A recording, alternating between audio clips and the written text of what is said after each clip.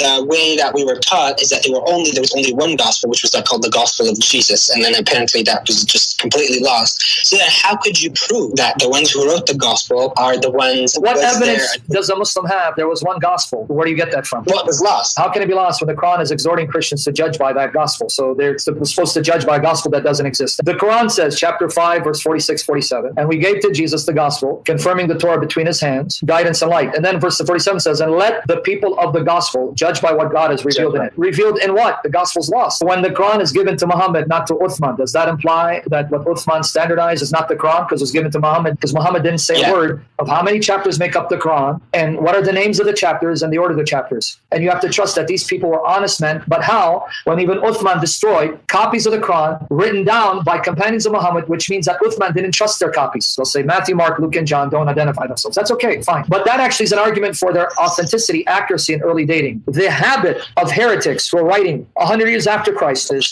when they made up a book, they would put the name of an apostle to deceive people. You don't find that with Matthew, Mark, Luke, and John because they're writing so early, they don't need to identify themselves because the people they're writing to know who the authors were, showing their early dating. If the church is going to make up names, why do you make up names of people that no one knew? Why didn't you attach the names of Peter, Thomas, James? Why'd you mention Matthew, though he was an apostle, not very known? Who's Luke? These were actual people who actually wrote these gospels, because if the church is going to make it up, why say Mark wrote Mark? Just say Peter wrote it. Because they weren't lying. They were giving us the names of the people who actually wrote it. They were not making it up.